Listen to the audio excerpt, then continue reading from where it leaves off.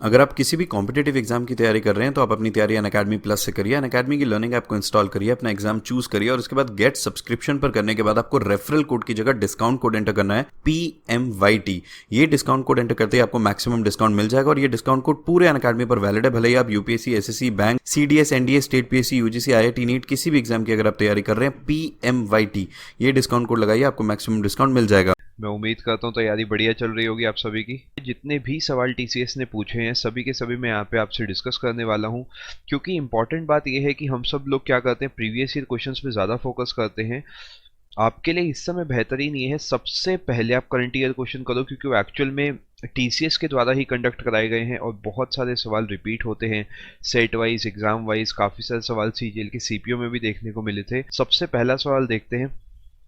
Name the gland that controls the functioning of other endocrine glands. अब सिर्फ और सिर्फ आंसर पे आपको फोकस नहीं करना है और बहुत सारी चीज़ें मैं आपको यहाँ पे बताने वाला हूँ।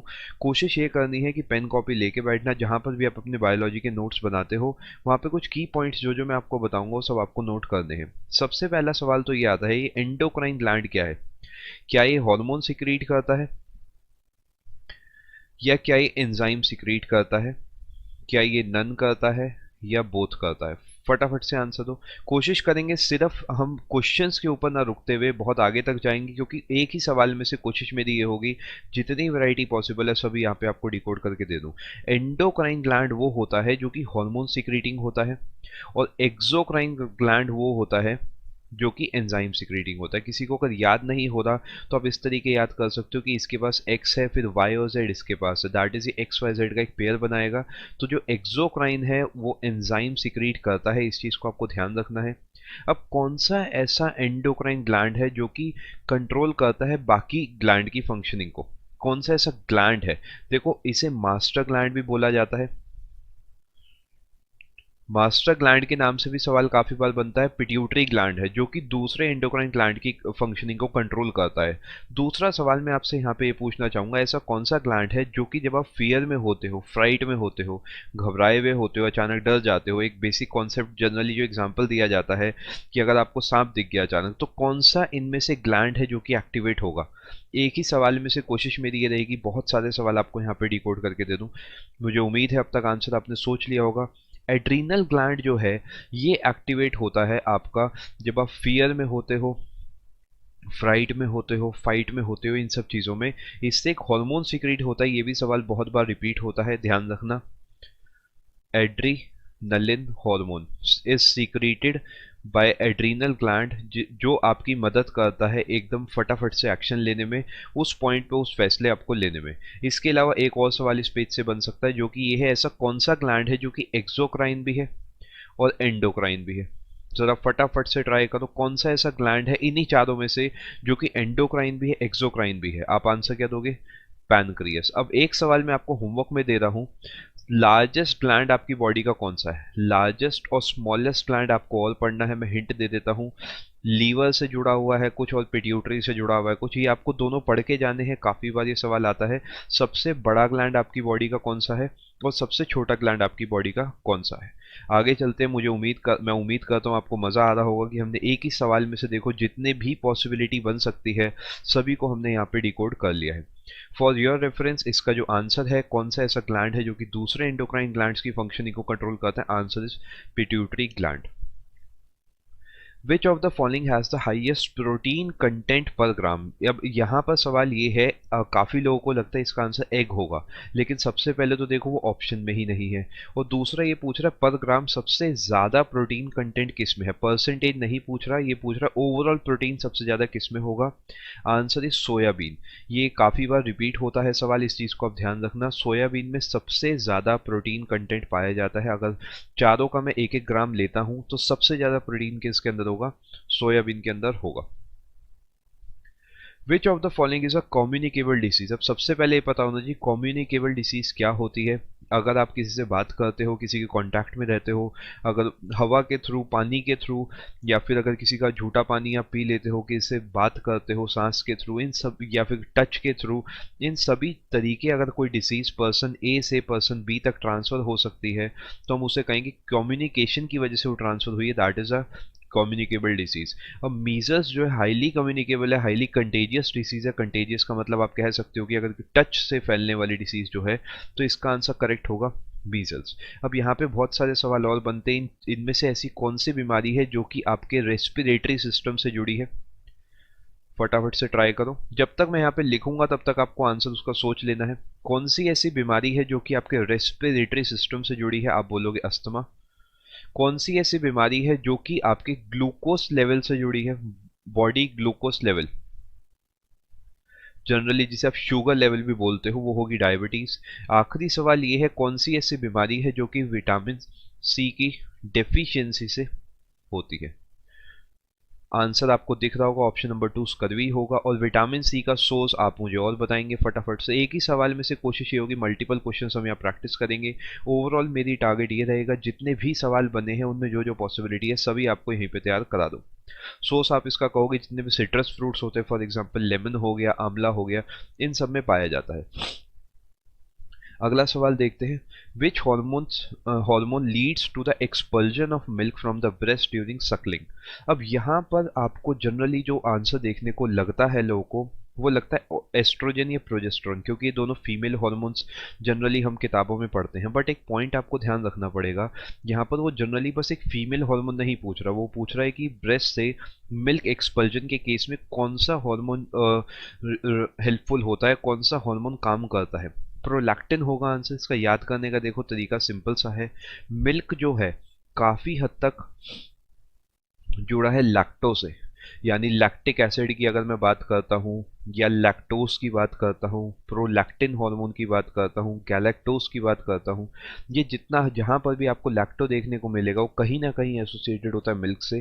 तो यही यहाँ पे भी आप कह सकते हो प्रोलैक्टिन हार्मोन जो है, यहाँ पर आप नोट कर सकते हो प्रोलैक्टिन हार्मोन जो है, it leads to the expulsion of milk during from the breast during suckling. तो इसका जो आंसर होगा ऑप्शन नंबर 4 प्रोलैक्टिन। मुझे उम्मीद है वीडियो पसंद आ रही होगी, पसंद आ रही है तो वीडियो को लाइक जरूर करना। मेरा टारगेट ये है इसी टाइप से आपको जितने भी बनते हैं अलग अलग सब्जेक्ट्स, चाहे वो फिजिक्स है, केमिस्ट्री है, हिस्ट्री है, ज्योग्राफी है, सभी कुछ मैं यहाँ पे आपको डिस्कस करा दूंगा। तो जब आप एग्जाम देने जाओगे तो आप देखोगे बहुत सारे सवाल ऐसे होंगे जो इनमें से सीधा सीधा रिपीट हुए होंगे, या जैसे हम आप देख रहे हो ये जो अलग अलग पैटर्न्स हम प्रैक्टिस कर रहे हैं, इनमें से बहुत बार सवाल आपको देखने को रिपीट ही मिलेगा। अगले सवाल पे चलते हैं, which cells in our body are popularly called soldiers of human body? अब देखो हमारी बॉडी के अंदर जो है ब्लड है। अब ब्लड को थोड़ा सा मैं आपको एक्सप्लेन करता हूँ। ब्लड के अंदर भी दो चीज़ें पाई जाती हैं, एक तो पाए जाते हैं कॉर्पसल्स जिसे आप सेल बोलते हो, जिसके अंदर आरबीसी आता है, डब्ल्यूबीसी आता है, प्लेटलेट्स आता है। मेनली आप इन तीनों को उसके अंदर कवर करते हो। ये करीब करीब आप कहते हो 45% है, और बचा हुआ 55% प्लाज्मा है। ये भी सवाल काफ़ी बार बनता है, ये प्रीवियस ईयर क्वेश्चन है कि ऐसा क्या है जो स्ट्रॉ कलर्ड लिक्विड होता है, स्ट्रॉ कलर लिक्विड होता है, और ये करीब करीब 55% आपकी बॉडी के अंदर होता है। आंसर होगा इसका प्लाज्मा। और प्लाज्मा का मेन कॉन्स्टिट्यूएंट क्या है? मेन कॉन्स्टिट्यूएंट ऑफ प्लाज्मा बताओ भाई, वाटर होगा, प्रोटीन होगा? प्लाज्मा के अंदर 92% वाटर होता है। तो आप कहोगे कि करीब करीब आपकी जो ब्लड है उसके अंदर 50% पानी है, क्योंकि अगर 100 ml ब्लड लेते हो तो उसमें करीब 55 ml आपके पास प्लाज्मा है, और उसका 92% निकालोगे तो अप्रॉक्सीमेटली 50 ml आप कहोगे वाटर आता है। अब यहाँ पर सवाल ये है, सोल्जर किसे बोला जाता है? देखो मैं आपको क्लियरली एक चीज़ मेंशन कर देता हूँ, तीन टाइप के आपको सेल्स बेसिकली फोकस करना होता है, एक आरबीसी, एक डब्ल्यूबीसी और एक प्लेटलेट्स। मैक्सिमम केसेस ये हैं, इनमें से ही घुमा फिरा के सवाल बनते हैं। आरबीसी जो है ये है oxygen carrier, basically carry carbon dioxide, carbon monoxide भी कर सकते हैं, लेकिन अपने को जो काम का है वो ये है कि ऑक्सीजन कैरियर, क्योंकि क्वेश्चन इस हिसाब से बनता है। डब्ल्यूबीसी को आप बोलते हो सोल्जर्स है, यानी रक्षक हैं आपके शरीर के। अगर कोई ऐसी चीज आ गई जो आपकी बॉडी नहीं चाहती कि हो आपकी बॉडी में, तो ये उसे कोशिश करेंगे खत्म करने की। लेकिन अगर किसी वजह से कहीं पे डैमेज हो गया तो आप कहोगे ये आपके लिए काम करते हैं हॉस्पिटल का, या फिर आप बोलोगे ये मेडिकल ट्रीटमेंट का काम करते हैं। तो ये वाला पॉइंट भी आपको ध्यान रखना है कि अगर ऑक्सीजन कैरी करनी है आरबीसी, अगर कहीं प्रोटेक्शन लड़ाई की बात है, बचाने की बात है डब्ल्यूबीसी, कोई अगर घायल हो गया है तो उस केस में प्लेटलेट्स, यानी ये इंटरनल और एक्सटर्नल ध्यान रखना दोनों इंजरीज पे काम करता है, ऐसा नहीं है सिर्फ एक्सटर्नल। लोगों को एक्सटर्नल लगता है, लेकिन अगर इंटरनल इंजरी भी कहीं हो जाती है तो उसमें प्लेटलेट्स का रोल बहुत बड़ा होता है। इसी वजह से आपने सुना होगा जो डेंगू हो जाता है, डेंगू के केस में प्लेटलेट काउंट बहुत कम हो जाता है और डॉक्टर्स एडवाइस करते हैं कि आप हॉस्पिटलाइज कर दो, क्योंकि अगर किसी भी केस में इंटरनल ब्लीडिंग हो जाती है तो ट्रीटमेंट का टाइम उन्हें ज़्यादा मिल जाएगा एज कम्पेयर कि अगर आप घर से पेशेंट को लेके आओगे। मैं उम्मीद करता हूँ सारे पॉइंट्स आपको समझ आ गए होंगे। आगे चलते हैं, अगला सवाल देखते हैं। Dash is the study of micro anatomy of cells, tissues and organs as seen through a microscope. अब सिंपल सी भाषा में अगर मैं आपको इसे डिकोड करके बोलूँ तो वो ये पूछ रहे हैं सेल, टिश्यू, ऑर्गन की स्टडी को क्या बोला जाता है। अब जनरली सेल की स्टडी लोगों को इसे देखते ही साइटोलॉजी ढूंढते हैं वो। पहली बात तो ये साइटोलॉजी ऑप्शन में ही नहीं है, तो डिबेट खत्म हो गई। अब उसके बाद टिश्यू की स्टडी को हम हिस्टोलॉजी से एसोसिएट करते हैं, तो यहाँ पर आपको ऑप्शन एलिमिनेशन मेथड अगर आप लगाओगे तो सबसे स्मार्ट वर्क होगा, क्योंकि उस केस में आप इजीली अपना आंसर गेस कर पाओगे कि ओवरऑल ये आपकी बॉडी की बात कर रहा है। तो देखो क्लियरली मैं आपको बता दूं, हिस्टोलॉजी इसका आंसर होगा ऑप्शन नंबर 1। लेकिन अपने को सिर्फ यहाँ पे नहीं रुकना है, अपने को इससे ज़्यादा सीखना है, क्योंकि अगली बार हो सकता है वो ये पूछ ले आपसे, इक्थियोलॉजी पूछ ले, हो सकता है आपसे एंटोमोलॉजी पूछ ले, हो सकता है पेलियोंटोलॉजी, कोई लिमिट नहीं है। यदि आपका इंग्लिश के वन वर्ड में भी काम आता है तो ऑटोमेटिकली आपका एक तीर से दो निशाने वाला काम हो रहा है। फटाफट से इसे ट्राई करो, इसका क्या मतलब हो सकता है मैं आपको पूरे 5 सेकंड देता हूँ। देखो इक्थियोलॉजी जो होता है ये होता है स्टडी ऑफ फिशेस। ध्यान रखना है आपको, जो मछलियां होती है उनके अध्ययन को आप कहते हो इक्थियोलॉजी है। एंटोमोलॉजी क्या होता है, आप बोलोगे स्टडी ऑफ इंसेक्ट्स को बोला जाता है एंटोमोलॉजी। ये वर्ड्स आपको ध्यान रखने हैं, बहुत बार रिपीट होते हैं इंग्लिश में भी एंड आपके बायोलॉजी में भी। पैलियोंटोलॉजी का मतलब क्या होता है, animals and plants, specifically animals and plants की अगर मैं बात करता हूँ और इनकी फॉसिल्स की स्टडी ऑफ को कहा जाता है study of fossils of animals and plants को बोला जाता है पैलियोंटोलॉजी। अब मुझे उम्मीद है कि आप एक ही सवाल में 4 अलग अलग सवाल सीख गए होंगे। अगर आता है सेल, टिश्यू, ऑर्गन तो आप आंसर दोगे हिस्टोलॉजी, अगर आता है फिशेस तो आंसर दोगे इक्थियोलॉजी, अगर पूछा जाता है इंसेक्ट तो आप बोलोगे एंटोमोलॉजी, अगर पूछा जाता है fossils of animals and plants, fossil ध्यान रखना फॉसिल की बात हो रही है, तो आप बोलोगे पैलियोंटोलॉजी। मुझे उम्मीद है आप नोट साथ साथ अपने बना रहे होंगे, क्योंकि देखो बाद में आपको टाइम नहीं मिलेगा सेशन को बार बार देखने का।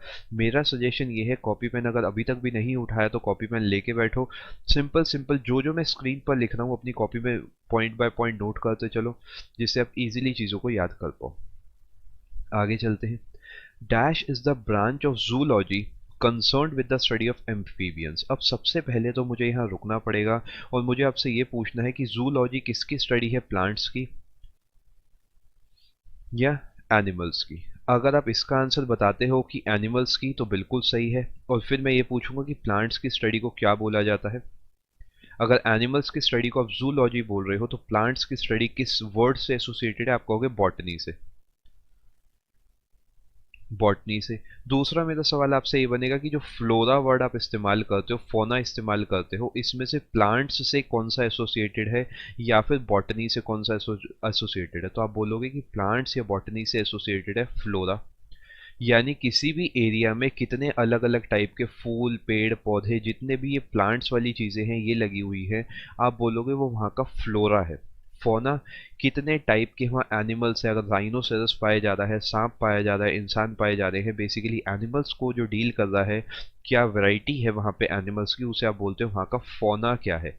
तो ये तीनों वर्ड एसोसिएटेड है। जूलॉजी से एसोसिएटेड है आपका एनिमल्स एंड एनिमल्स से एसोसिएटेड है फौना। मुझे उम्मीद है चीज़ें समझ पा रहे होंगे।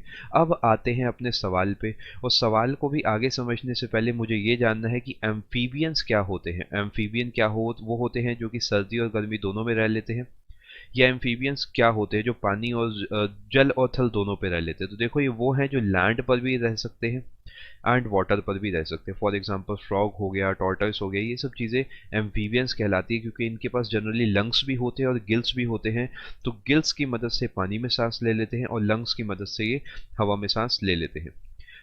एम्फीबियंस हो या रेप्टाइल्स हो, आंसर आपका नहीं बदलेगा, आंसर आपका हर्पेटोलॉजी रहेगा। हर्पेटोलॉजी आपका आंसर रहेगा, इस चीज़ को आप ध्यान रखना। हर्पेटोलॉजी जो है वो एक ब्रांच है जूलॉजी की, जो कि एम्फीबियंस की स्टडी से जुड़ी है। मैं उम्मीद कर पा रहा हूँ आप चीज़ों को समझ पा रहे होगे। यहाँ पे नहीं रुकते हैं और ये समझते हैं कि मॉर्फोलॉजी, इथोलॉजी, मैमोलॉजी। अब देखो मैमोलॉजी तो मैमल से एसोसिएटेड है, इथोलॉजी थोड़ा सा कंफ्यूजिंग है, और इथोलॉजी और एथनोलॉजी में काफ़ी लोगों को कंफ्यूजन होता है। तो अपने पास से मैं एथनोलॉजी भी लिख देता हूँ, जिससे आपके कम से कम 15-20 वन वर्ड सब्स्टिट्यूशन या फिर ब्रांचेस ऑफ साइंस याद हो जाएंगी। इथोलॉजी जो होता है ये होता है science of animal behaviour.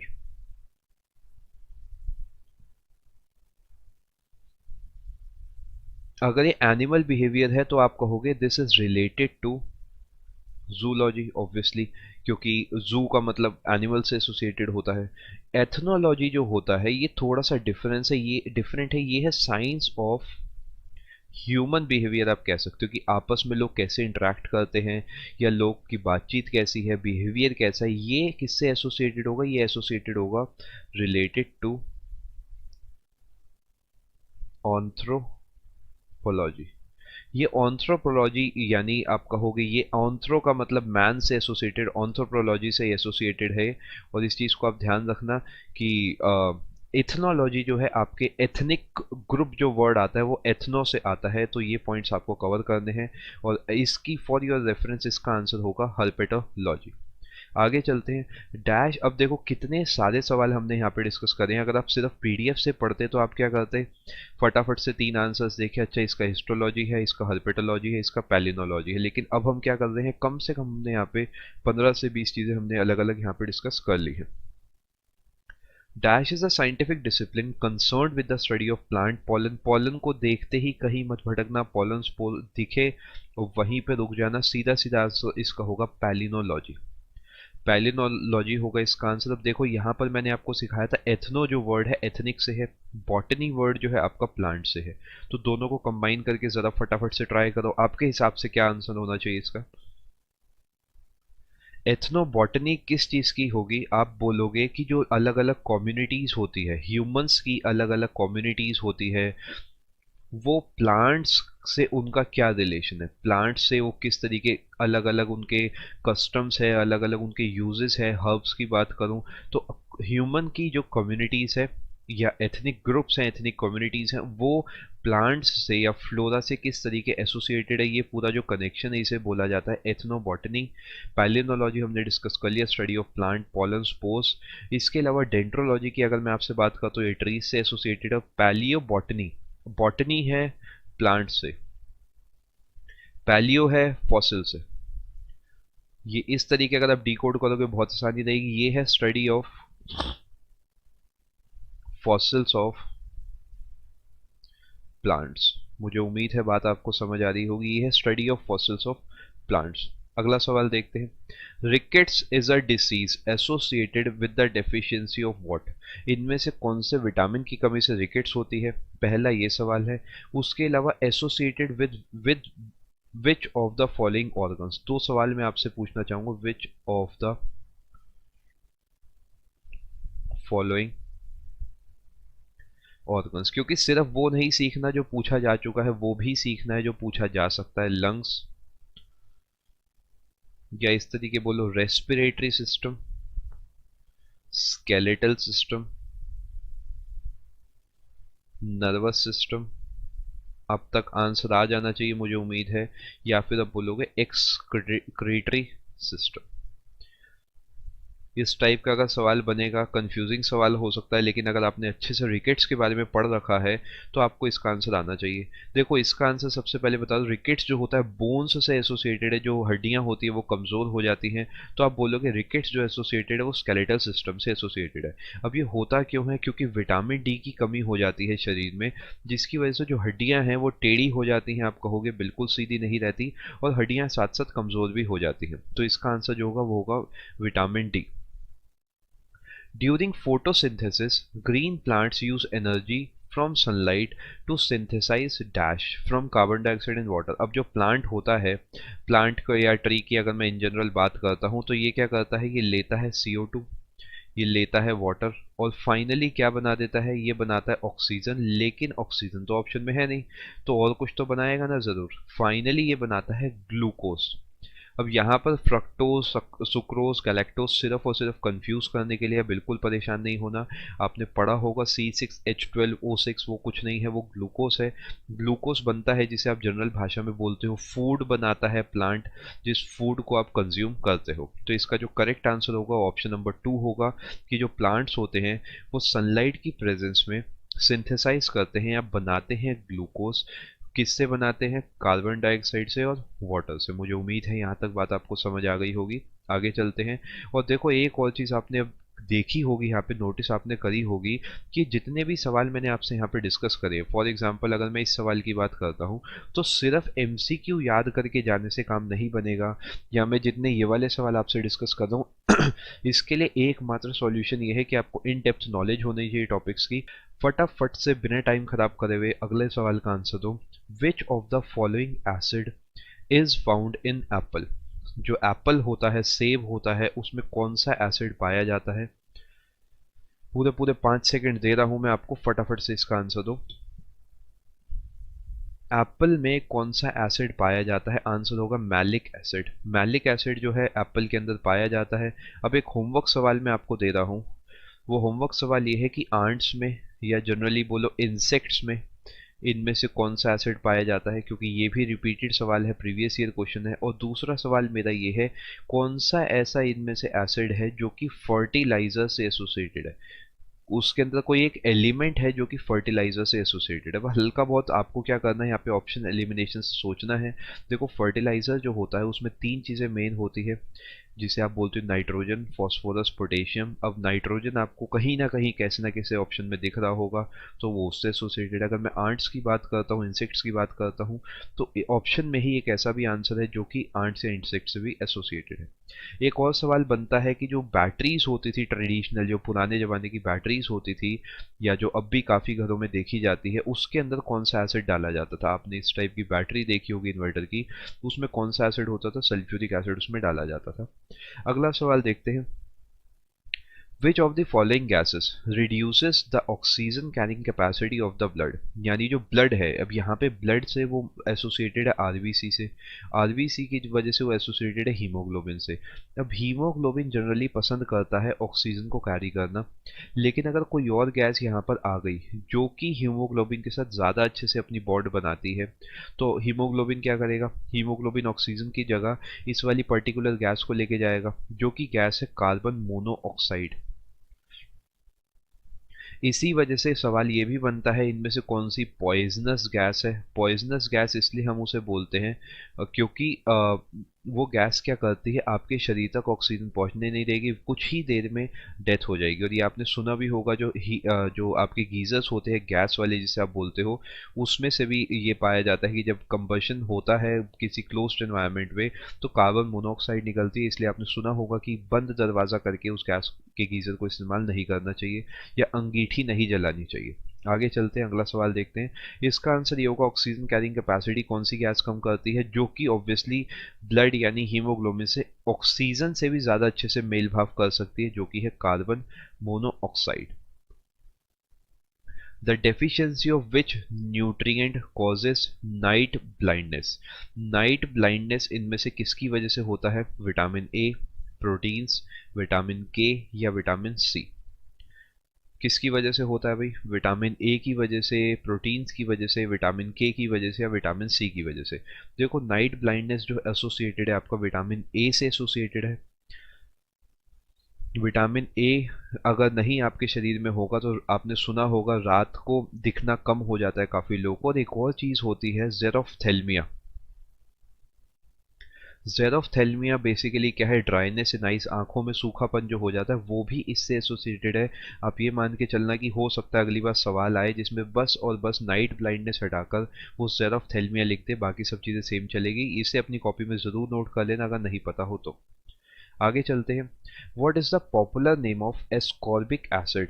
Ascorbic acid का पॉपुलर नाम क्या है या जनरल नाम क्या है एस्कॉर्बिक एसिड का? Vitamin B12, vitamin A, vitamin के या फिर विटामिन सी? विटामिन सी जो है ये जो है इसका एक्चुअल में नेम एस्कॉर्बिक एसिड है, और ये पाया जाता है खट्टी चीज़ों में या सिट्रस फ्रूट्स में।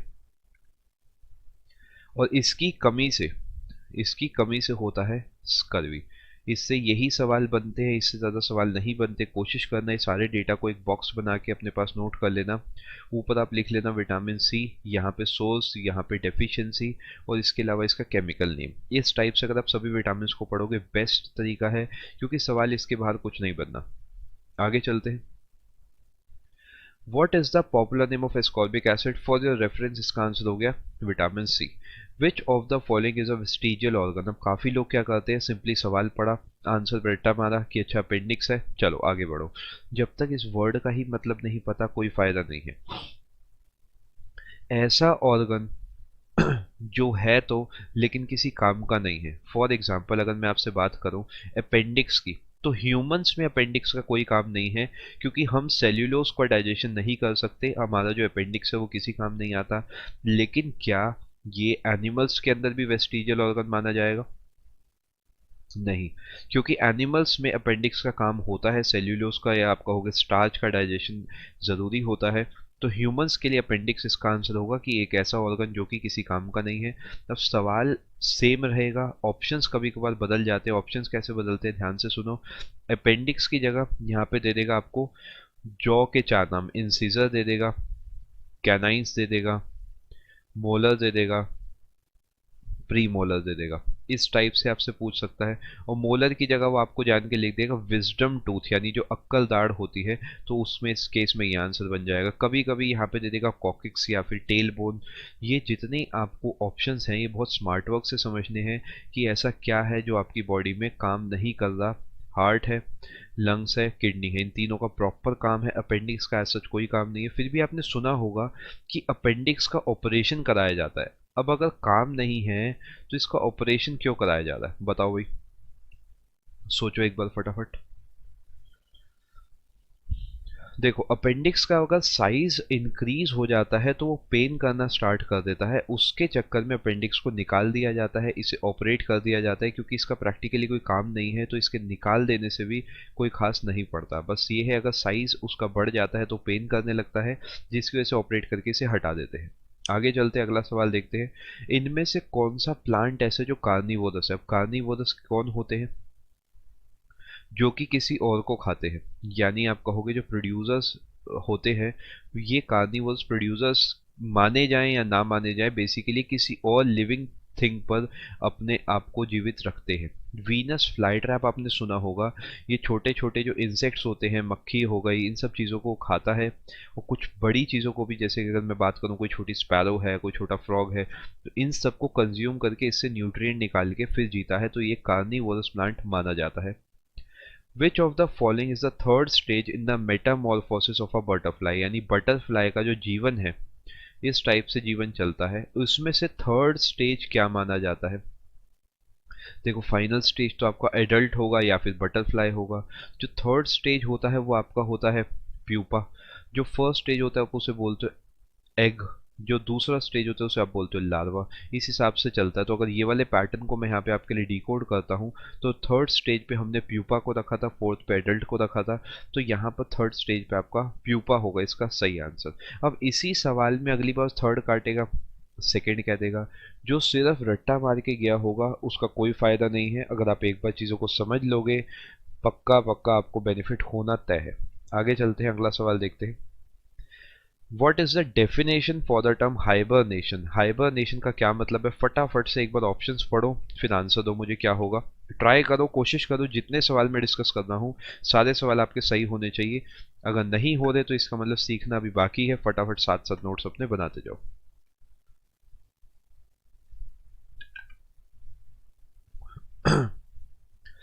हाइबरनेशन का मतलब ये होता है कि जहां पर ज़्यादा ठंड होती है, जब एक्सट्रीम विंटर्स हो जाते हैं, तो वो शिकार पे नहीं जा पाते एनिमल्स, जिसकी वजह से देखो दो ही ऑप्शन होते हैं।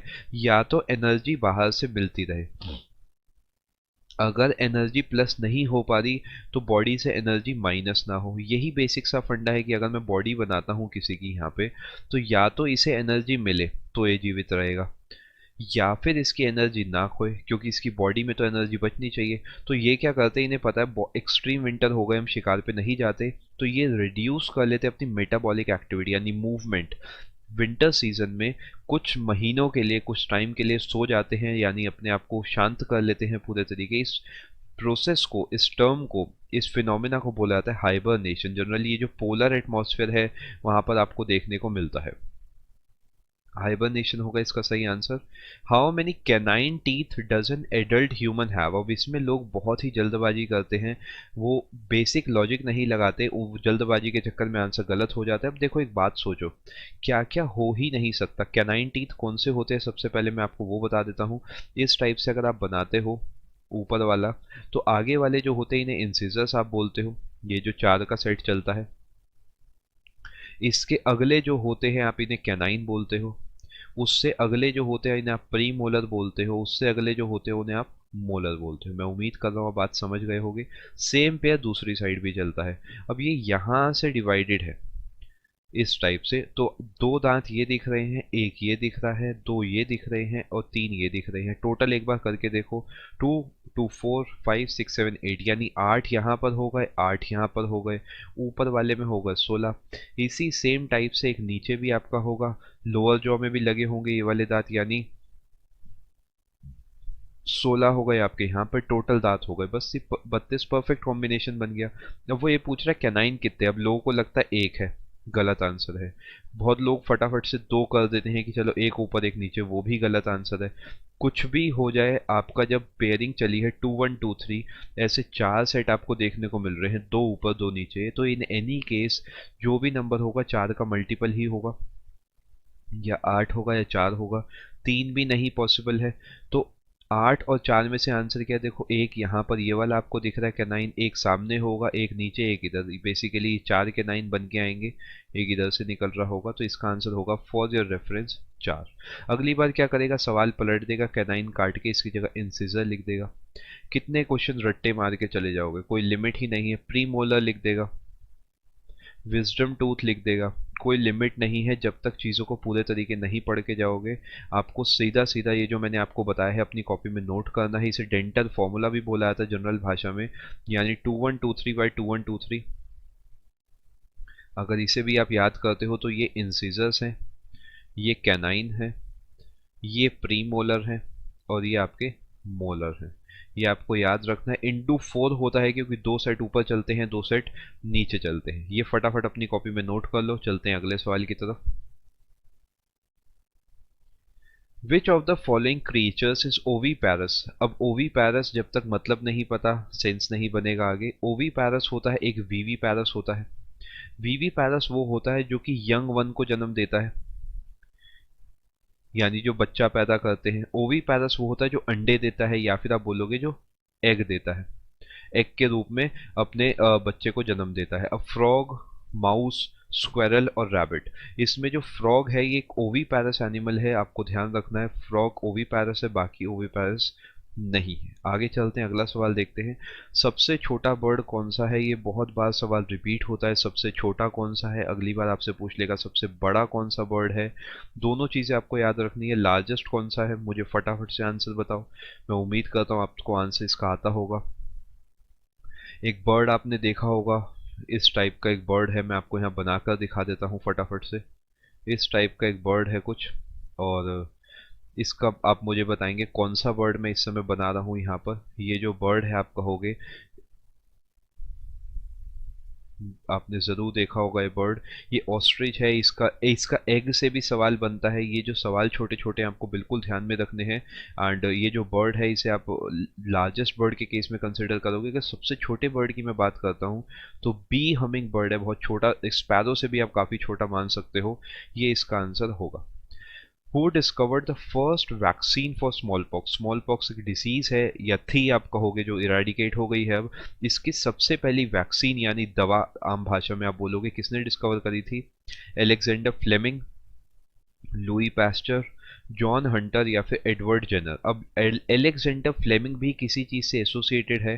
हिंट मैं देता हूँ, पी से वो वर्ड शुरू होता है। मैं और हिंट दे देता हूँ, आगे आपको कुछ लिखना है। मैं उम्मीद करता हूँ थोड़ा थोड़ा आप भी समझ पा रहे होंगे। अगर नहीं पता फटाफट से गूगल करो और लिखो एलेक्जेंडर फ्लेमिंग, एंड आगे मेडिकल का कोई भी टर्म लिख देना, आंसर आ जाएगा। मैं हिंट दे देता हूँ, इन्होंने भी एक बहुत बड़ी चीज़ डिस्कवर करी थी जिस वजह से इनका नाम जाना जाता है। इस सवाल का जो आंसर है स्मॉल पॉक्स के केस में वो है एडवर्ड जेनर। एडवर्ड जेनर इसका आंसर है, एंड स्मॉल पॉक्स के एडवर्ड जेनर ने फर्स्ट वैक्सीन डिस्कवर करी थी। आगे चलते हैं, अगला सवाल देखते हैं। DNA is stored majorly in the dash of the cell. फटाफट से एक बार ट्राई करो इसे।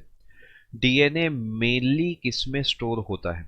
अब यहाँ पर ये मेजरली जो है ना, ये बहुत बढ़िया वर्ड इन्होंने लगा दिया, वरना डिबेटेबल भी हो सकता था सवाल। यानी ये पूछ रहे हैं डीएनए हो सकता है और भी कहीं स्टोर हो, कोई दिक्कत नहीं है, लेकिन मेनली कहाँ पे स्टोर होता है? तो आप बोलोगे न्यूक्लियस के अंदर। डीएनए क्या है? डीएनए की फुल फॉर्म क्या है? डीऑक्सी राइबो, ये भी काफ़ी बार पूछी जाती है। Nucleic acid. अब देखो इसके नाम में ही न्यूक्लिक आता है तो ऑब्वियसली न्यूक्लियस से एसोसिएटेड होगा बहुत तगड़े तरीके। एक और आता है जिसे आप आरएनए बोलते हो, वो होता है ribo nucleic acid. Ribo nucleic acid होता है आरएनए। और यहाँ पर बस आपको एक चीज़ ध्यान रखनी है, जो डीएनए है वो आपको राइबोसोम से भी एसोसिएटेड होता है, लेकिन मेनली वो न्यूक्लियस के अंदर स्टोर होता है।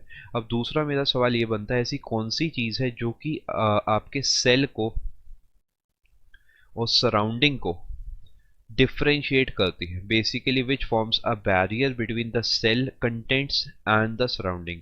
फटाफट से ट्राई करो, 5 सेकेंड दे रहा हूँ इसके। देखो सेल और सराउंडिंग्स के बीच में मैं कहूंगा ना कि अगर ये सेल है, ये इसका न्यूक्लियस है यहाँ पे और बाकी सब सामान पड़ा, तो प्लाज्मा मेम्ब्रेन वो चीज़ है जो कि बाउंड्री बना रही है, यानी इसका आंसर प्लाज्मा मेम्ब्रेन होगा। अब सवाल मेरा ये है आपसे कि जो प्लाज्मा मेम्ब्रेन है, plasma membrane is dash in animal cell. फटाफट से आंसर दो भाई। ए प्लाज्मा मेम्ब्रेन लिखो या इसे सेल मेम्ब्रेन भी लिख सकते हो, दोनों एक बात है यहाँ पे।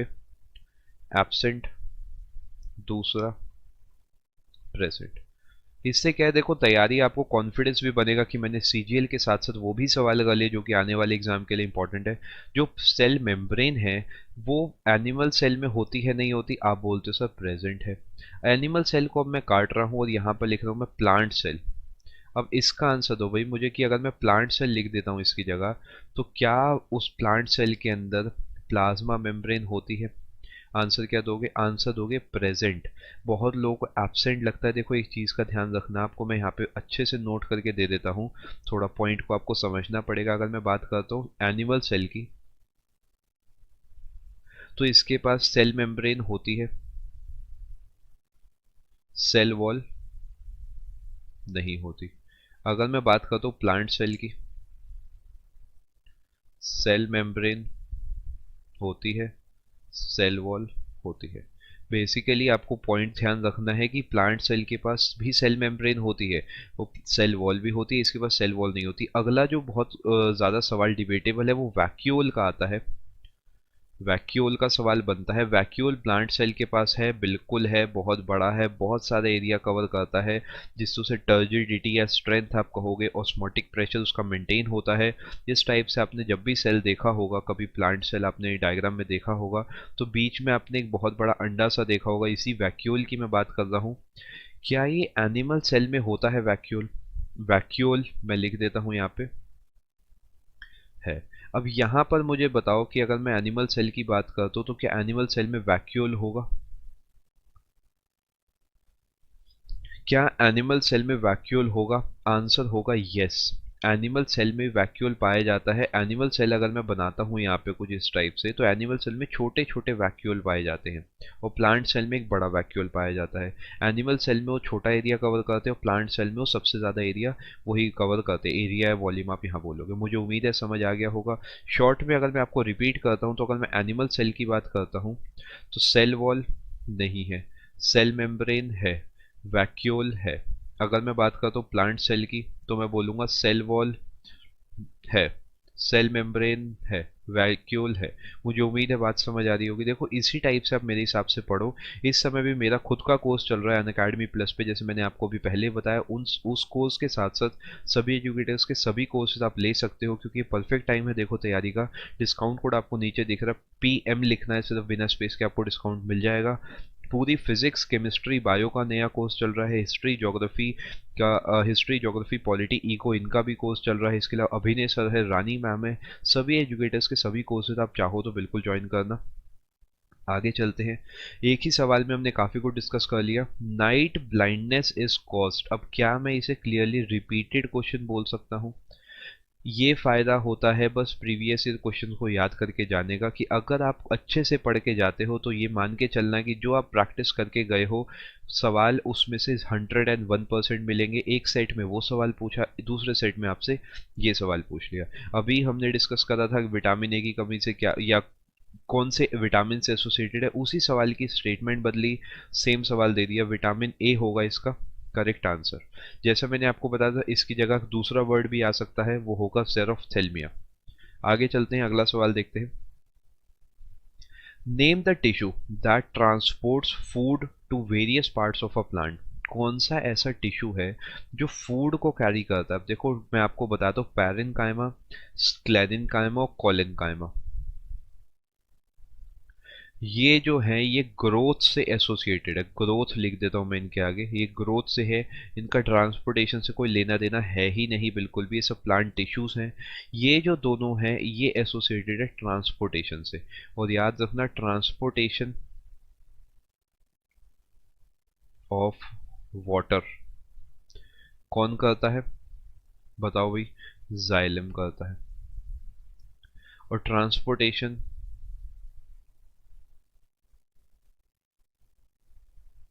ऑफ फूड कौन करता है?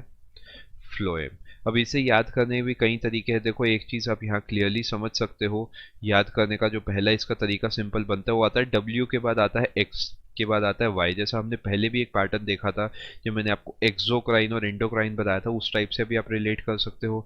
और यहाँ पे भी फ की आवाज़ आ रही है फूड की, यहाँ पर भी फ की आवाज़ आ रही है फूड की। दोनों तरीके आप एसोसिएट कर सकते हो। बस आपको ये ध्यान रखना है कि अगर फूड पूछेगा तो आप फ्लोएम बोलोगे, अगर इसी की जगह वाटर लिख देगा तो आप बोलोगे जाइलम। मुझे उम्मीद है आपको बात समझ आ गई होगी, यहाँ तक ऑल गुड होगा। आगे चलते हैं, अगला सवाल देखते हैं। What is the distinctive characteristic of marsupials? अब ये marsupials क्या है यही नहीं पता था काफ़ी लोगों को, और बहुत सारे क्वेश्चन स्किप करके गए। देखो मैं आपको बताता हूँ, आपने एक नाम सुनो, कैंगरू। कैंगरू या कंगारू जिसे आप बोलते हो, वो कौन सी कंट्री से एसोसिएटेड है? वो एसोसिएटेड है ऑस्ट्रेलिया से। एंड जो ऑस्ट्रेलिया है वहाँ पर कंगारू पाया जाता है, आम भाषा में अगर मैं उसे कंगारू बोलूँ तो। इसके अलावा क्वाला बियर है। ये सब क्या करते हैं, अपने बच्चे को अपने पेट में, अपने पाउच में कैरी करते हैं जब तक वो बड़ा नहीं होता।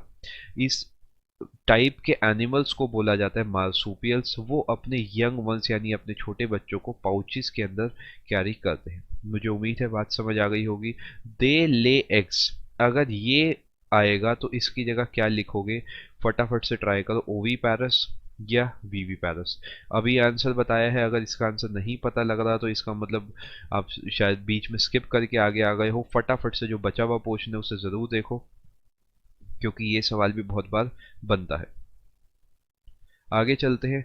ब्लड प्रेशर किस चीज़ से नापा जाता है? देखो इंस्ट्रूमेंट्स का आपको क्या करना है, सारे के सारे इंस्ट्रूमेंट्स एक साथ याद करके जाने हैं, पॉइंट बाय पॉइंट। इंस्ट्रूमेंट्स यहाँ पर है, यहाँ पर होगा किसने डिस्कवर करा है, यहाँ पर होगा उसका फंक्शन। और मेनली डिस्कवर अगर याद नहीं भी कर सकते तो ये वाले दोनों पॉइंट आपको बहुत अच्छे से पढ़ के जाने, क्योंकि इससे बहुत सवाल बनते हैं। अगेन मैं ये कहूँगा कि आप सिर्फ आंसर पे ना फोकस करते हुए और भी पॉइंट्स पे फोकस करो, कि अगर ग्लूकोमीटर की मैं बात करता हूँ ये किस काम आता है? लैक्टोमीटर, लैक्टो का मतलब मैंने बताया था मिल्क से एसोसिएटेड होगा, मिल्क की प्योरिटी चेक कर सकते हो। थर्मो का मतलब होता है टेम्परेचर, या फिर आप इसे टेम्परेचर नापने में इस्तेमाल कर सकते हो। स्विग्मो मैनोमीटर ये नापता है ब्लड प्रेशर। अगर सिर्फ प्रेशर की मैं बात करूंगा तो आंसर बिल्कुल बदल जाएगा। सिर्फ प्रेशर नापेगा आपका बेरोमीटर या बारोमीटर जिसे आप बोलते हो। ग्लूकोमीटर जो है आपकी शुगर नापने में काम आता है, जैसे आप ग्लूकोज लेवल बॉडी का, ब्लड का जो होगा वो आप नापोगे तो उसका आंसर ग्लूकोमीटर होता है। ब्लड प्रेशर अगर आपको बॉडी का नापना है तो वो स्विग्मो मैनोमीटर से नाप सकते हो। आगे चलते हैं। Both haemoglobin and myoglobin require dash for formation. अब यहाँ पे मायोग्लोबिन काफ़ी लोगों को नहीं पता, फिर भी आप इसका आंसर दे सकते हैं, क्योंकि आपको हीमोग्लोबिन तो पता है ना कौन सी चीज़ से एसोसिएटेड होता है। फटाफट से ट्राई करो। देखो, हीमोग्लोबिन जो है वो किससे एसोसिएटेड है, मैं आपको ऐसे बताता हूँ। ब्लड है, ब्लड के अंदर पाया जाता है आरबीसी। आरबीसी एसोसिएटेड है हीमोग्लोबिन से, जो एसोसिएटेड है ऑक्सीजन से, और एलिमेंटल फॉर्म में एसोसिएटेड है आयरन से। अब अगर आयरन की कमी होगी, डेफिशिएंसी होगी, तो बीमारी होती है एनीमिया। ऐसे चार्ट आप अगर आप दिमाग में बनाओगे तो चीज़ें बहुत आसान रहेगी। यानी आप एनीमिया की कमी क्या होगी, आप बोलोगे, चाहे उससे आप एसोसिएट कर सकते हो ऑक्सीजन की कमी से, उसे एसोसिएट कर सकते हो आयरन की कमी से, उसे एसोसिएट कर सकते हो इसकी डेफिशिएंसी से। सबकी डेफिशिएंसी का आंसर आप कहोगे ऑप्शन पे वैरी करता है। किसी को भी आप कह सकते हो कि भैया खून की कमी एनीमिया, आरबीसी की कमी एनीमिया, हीमोग्लोबिन की कमी एनीमिया, ऑक्सीजन की कमी एनीमिया, आयरन की कमी एनीमिया। आई होप पॉइंट समझ पा रहे हो किस टाइप से आपको चीज़ें पढ़नी है। अगर सेशन पसंद आ रहा है लाइक ज़रूर करना, जिससे आगे भी इस टाइप के जितने भी अलग अलग सब्जेक्ट बनते हैं सभी के सभी मैं आपको यहीं पे करा दूँ। Identify the part of brain that controls the maintenance of posture, balance and equilibrium. यानी आप सीधे खड़े हो तो कैसे खड़े हो, आप बैठे हो तो कैसे बैठे हो, या बैठ के एकदम उठ रहे हो तो बैलेंस बना के आप इजीली कैसे उठ पा रहे हो। ये सब चीज़ें जो है कौन कंट्रोल करता है, फटाफट से ट्राई करो। कौन ऐसा है जो आपका बैलेंस कंट्रोल कर रहा है। अगर आप चेयर पे बैठे हो तो आप चेयर पे, अगर कहीं भूकंप भी आ रहा है तो आप नहीं गिर रहे, या फिर आप खड़े हो कहीं पे बहुत देर से ट्रेन में, बस में, तो आप बैलेंस बना पा रहे हो। ये कौन मेंटेन करता है, ये करता है सेरिबेल्लम। सेरिब्रम जो है ये नहीं करता। दूसरा मेरा सवाल आपसे, ये आप होमवर्क क्वेश्चन इसे कह सकते हो, largest part of human brain, इसका आंसर क्या है। अगर आंसर पता भी है तो भी मैं कहूँगा एक बार इसका आंसर चेक जरूर करना है, क्योंकि अगर किसी को सेरिबेल्लम लग रहा है तो वो गलत आंसर है। मैंने आपको हिंट दे दी है, सेरिबेल्लम इसका नहीं आंसर होगा, इसका आंसर कुछ और होगा। ठीक है, मैं हिंट बता ही देता हूँ। चलो, सेरिब्रम आपने नाम देखा है, ऑप्शन नंबर 1 है, वो इससे एसोसिएटेड है। आगे चलते हैं। अब अगला सवाल देखते हैं फटाफट से। In which part of the body is blood produced. अब यहाँ पर भी क्या होता है, एक स्प्लीन आपने सुना होगा, पेट के पीछे को एक ऑर्गन होता है, एक आपने सुना होगा बोन मैरो। ये दोनों ही एसोसिएटेड है, और एक को तो ग्रेवयार्ड ऑफ आरबीसी भी बोला जाता है। अब कभी भी ऑप्शन में दोनों नहीं देगा, आपको बस ये देखना है खून कहाँ पर बनता है। खून बनता है बोन मैरो में। बोन, अस्थि मज्जा आपने नाम सुना होगा। बोन मैरो क्या होता है, जो हमारी हड्डियां होती है, स्पेसिफिकली जो मोटी हड्डी होती है, जैसे हाथ की है, शोल्डर की है, इसके अंदर आप कहोगे वहां पर बनता है ब्लड। और अगर वहां पर कोई भी दिक्कत आती है तो उस केस में जो ब्लड होता है वो सही नहीं बन पाता। जो लॉन्ग टर्म में आप कहते हो कि जो आपका ब्लड कैंसर हो गया, वो बोन मैरो से ही एसोसिएटेड होता है। इसका आंसर होगा बोन मैरो। अब यहाँ पर थोड़ा सा क्लियर कर देता हूँ, सबका काम कुछ ना कुछ ब्लड से जुड़ा हुआ है। ब्रेन क्या करता है, ब्लड को सिर्फ और सिर्फ ब्लड को वो कंज्यूम करता है। ब्रेन सिर्फ और सिर्फ ब्लड को कंज्यूम करता है, यूज करके इंफॉर्मेशन प्रोसेस करता है। लंग्स जो है ब्लड को प्योरीफाई करते हैं, और हार्ट जो है इसे पंप करता है, ये प्रोड्यूस करता है। एक और है जो फिल्टर करते हैं, कोई मुझे बता सकता है फिल्टर कौन करता है। फिल्टर करती है किडनी। फिल्टर और प्यूरिफाई में फ़र्क है। ये O2 CO2 एक्सचेंज की बात कर रहा हूँ, और यहाँ पर मैं अलग अलग जो सॉल्ट्स हैं जो आपकी बॉडी में एसोसिएटेड नहीं चीज़ें जो आपको चाहिए, वो होगा फिल्ट्रेशन का मतलब। जो गैसेस का एक्सचेंज होगा, नेसेसरी अननेसेसरी गैसेस का, वो प्यूरिफिकेशन के अंदर आएगा। आगे चलते हैं। Wilson's disease is an inherited disorder in which excess amounts of dash accumulate in the body. पहली बात, विल्सन डिसीज जो है किससे एसोसिएटेड है, आप कहोगे ये एसोसिएटेड है कॉपर से। कॉपर से एसोसिएटेड है। दूसरा, किस पोर्शन को अफेक्ट करती है, मेनली लीवर एंड ब्रेन। यानी दिमाग जो है काम सही से नहीं कर पाता, लीवर में प्रॉब्लम आती है, लॉन्ग टर्म में फुल बॉडी इंपैक्ट आ जाता है। फुल बॉडी इंपैक्ट देखा गया है। ठीक है, मुझे उम्मीद है बात समझ आ रही होगी। ये नाम है खोजने वाले के नाम पे रखा गया है। आगे चलते हैं, अगला सवाल देखते हैं। An adult human body has how many bones? फटाफट से बताओ भाई। एक आम, देखो कितना आसान सवाल है ये, 13 जून वाली शिफ्ट का सवाल मैं आपसे पूछ रहा हूँ, आपको बता रहा हूँ। बहुत ही आसान सवाल है, इससे आसान सवाल नहीं बन सकता कि भैया कितनी हड्डियां होती है। आप सीधा सीधा कहोगे कि 206 हड्डियां पाई जाती है एक एडल्ट ह्यूमन की बॉडी में। अब एक और टाइप का सवाल है जो कि बहुत बार एसएससी पूछता है लेकिन इस साल नहीं पूछा। सबसे पहले तो आपको इसका आंसर बता दो, 206। ब्लड से मुझे एक चीज़ याद आती है, इस साल वो सवाल इसमें देखने को नहीं मिला, लेकिन एक सवाल आता है यूनिवर्सल डोनर कौन है, यूनिवर्सल एक्सेप्टर कौन कौन सा है। बेसिकली ब्लड ग्रुप की मैं आपसे यहाँ बात कर रहा हूँ। तो आपको एक बात समझनी पड़ेगी, ब्लड ग्रुप जो है सिर्फ 2 टाइप के नहीं होते हैं जो हम पढ़ते हैं। ब्लड के बारे में आपको थोड़ा सा बता देता हूँ। ब्लड ग्रुप 4 टाइप के होते हैं, फटाफट से नोट्स अपने बना सकते हो आप। ए होता है, ए बी होता है, बी होता है और ओ होता है। अब ब्लड के अंदर 2 चीज़ें पाई जाती हैं। एक तो पाया जाता है एंटीजन, एक पाया जाता है एंटीबॉडी। थोड़ा थोड़ा आपको मेरे हिसाब से नॉलेज होनी चाहिए जिससे आप इजीली चीज़ों को समझ पाओ। एंटीजन पाया जाता है, एंटीबॉडी पाया जाता है। अब एक चीज़ हमेशा ध्यान रखना, एंटीजन वही होगा जो ब्लड ग्रुप है। एंटीजन हमेशा सेम होगा, ये चीज़ नहीं पता तो अपनी कॉपी में अभी नोट्स में नोट कर लो। एंटीजन सेम होगा कि अगर मैं एंटीजन बात करता हूँ ब्लड ग्रुप ए की, तो उसका एंटीजन होगा ए। बी की बात करता हूँ बी, ए बी की बात करता हूँ ए बी, और ओ के पास एंटीजन नहीं होता। ओ के पास एंटीजन नहीं होता, ध्यान रखना। यानी अगर आपसे सीधा सीधा सवाल पूछते हैं एंटीजन ऑफ ए क्या है, आप बोलोगे ए। एंटीजन ऑफ बी क्या है, बोलोगे B. Antigen of A B क्या है, आप बोलोगे ए बी।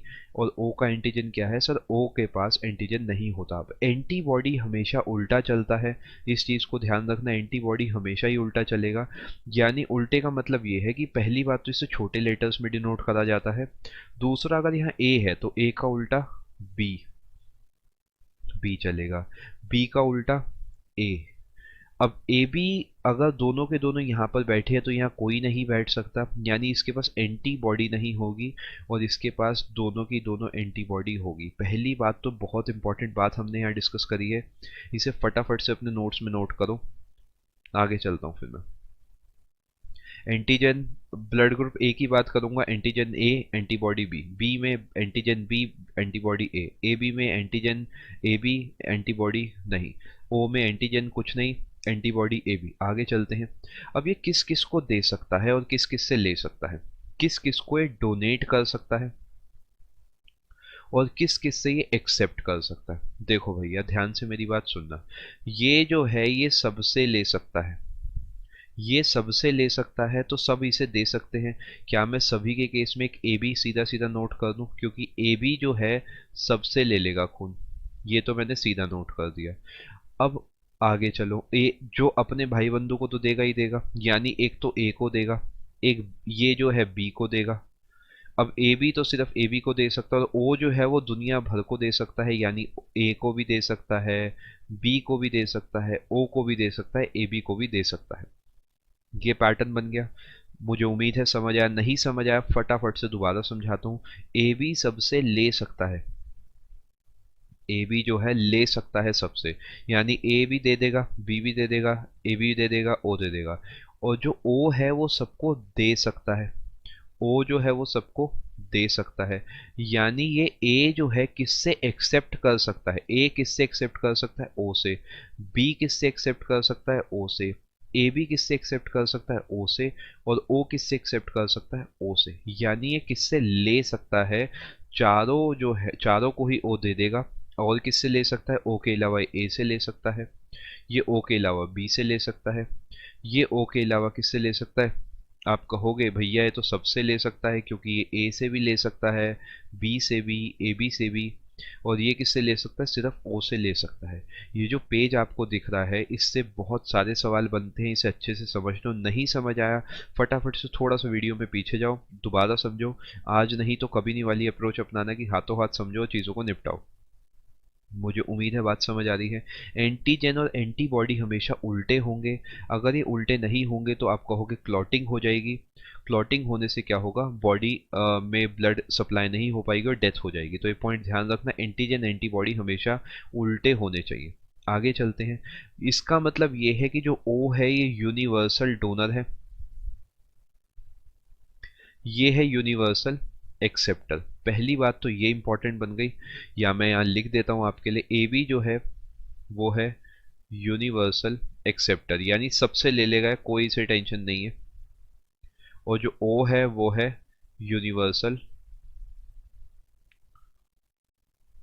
डोनर। मुझे उम्मीद है यहाँ तक आपको बात समझ में आ गई होगी कि भैया जो ओ है वो सबको दे देगा और जो ए बी है वो सबसे ले लेगा। अब एक और चीज़ चलती है, ये सवाल बना है आर एच फैक्टर, आपने एक वर्ड सुना होगा R H positive, R H negative. ये किससे आया है? ये एक रीसस मंकी है, रीसस फैक्टर है, रीसस मंकी से खोजा गया था ये, और ये डी एंटीजन से एसोसिएटेड है। बहुत ज़्यादा डिटेल में हमें नहीं जाना एग्जाम पॉइंट ऑफ व्यू से, बस ये समझना है कि एक मंकी से एसोसिएटेड है, पहली बात।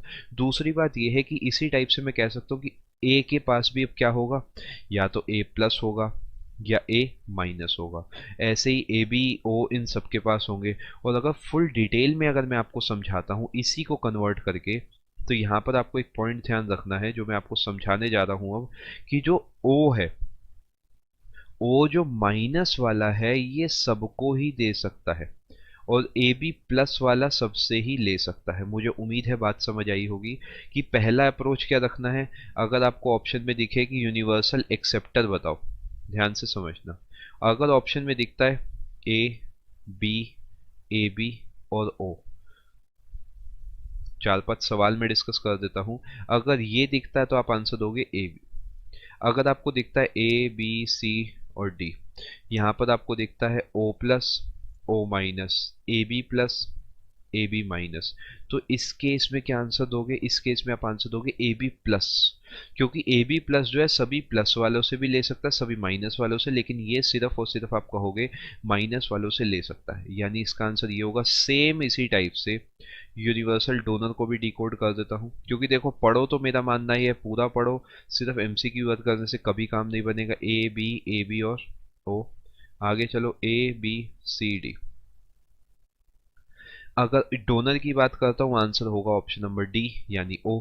अगर बात करता हूँ O plus O minus A B plus, अगर इस टाइप का सवाल बनता है, इस टाइप का CGL 17 में सवाल पूछा गया है, तो उस केस में आप आंसर दोगे कि इसका आंसर होगा यूनिवर्सल डोनर का ओ माइनस। यानी आपको ये ओ प्लस से भी ले सकता है, माइनस से भी ले सकता है, यानी आपको ऑप्शन से खेलना है। दो ही टाइप के सवाल बन सकते हैं, यही 4 सवाल बन सकते हैं, इसके अलावा कोई 5वां सवाल नहीं है। अगर एक्सेप्टर पूछेगा, फिर से बता रहा हूँ, आपको देना option number C A B. उधर पूछेगा आप बोलोगे option number C A B plus, यानी स्पेसिफिकली ए बी प्लस, लेकिन वैसे ए बी। यूनिवर्सल डोनर की अगर मैं आपसे बात करता हूँ तो आप बोलोगे ओ, या फिर स्पेसिफिकली आप बोलोगे ओ माइनस। मुझे उम्मीद है बात सबको समझ में आ गई होगी। एक छोटा सा पॉइंट मैं आपको और बता देता हूँ, एक केस आपने सुना होगा वो, क्योंकि वो नाम आपको कई बार सवाल देखने को मिलता है, कि जिस केस में बेबी होने में प्रॉब्लम होती है, कि वो प्लस और माइनस का कॉम्बिनेशन होता है, जो अगर प्रॉपर नहीं हो पाता तो उस केस में जो सेकेंड बेबी होता है उसकी डेथ हो जाती है। उस वर्ड को आपको ध्यान में रखना है, मैं लिख देता हूँ कि सेकेंड बेबी जब होता है उसकी डेथ हो जाती है एरिथ्रोब्लास्टोसिस। क्योंकि अभी मैंने आपको बताया था एंटीजन और एंटीबॉडी सेम नहीं होने चाहिए। इस केस में क्या हो जाता है, सेकेंड बेबी के टाइम तक एंटीबॉडी इतनी स्ट्रांग हो जाती है कि वहाँ पे क्लॉटिंग हो जाती है। क्लॉटिंग होने की वजह से आप कहोगे कि जो सेकेंड बेबी है उसकी बॉडी में जो ब्लड सर्कुलेशन वो प्रॉपर नहीं हो पाता, उसकी डेथ हो जाती है। मुझे उम्मीद है यहाँ तक बात समझ आ गई होगी कि जो मदर है उसके अंदर एंटीजन प्रोड्यूस हो जाता है। और यही जो केस है, हमेशा याद रखना, जो फादर है उसका और सन का जो प्लस आर एच फैक्टर होता है तो प्लस बनेगा, माइनस होगा तो माइनस बनेगा। ये बात बिल्कुल ध्यान रखना, जो आर एच फैक्टर है वो फादर टू सन ट्रांसफर होता है, ना कि मदर टू सन। मुझे उम्मीद है सारी बात समझ आ गई होगी। इसी टाइप के बहुत सारे सेशन। अगर आप किसी भी कॉम्पिटेटिव एग्जाम की तैयारी कर रहे हैं तो आप अपनी तैयारी अनअकैडमी प्लस से करिए। अनअकैडमी की लर्निंग ऐप को इंस्टॉल करिए, अपना एग्जाम चूज करिए और उसके बाद गेट सब्सक्रिप्शन पर करने के बाद आपको रेफरल कोड की जगह डिस्काउंट कोड एंटर करना है PMYT। ये डिस्काउंट कोड एंटर करते ही आपको मैक्सिमम डिस्काउंट मिल जाएगा और ये डिस्काउंट कोड पूरे अनअकैडमी पर वैलिड है। भले ही आप UPSC, SSC, bank, CDS, NDA, state PSC, UGC, IIT, NEET किसी भी एग्जाम की अगर आप तैयारी कर रहे हैं, PMYT ये डिस्काउंट कोड लगाइए, आपको मैक्सिमम डिस्काउंट मिल जाएगा।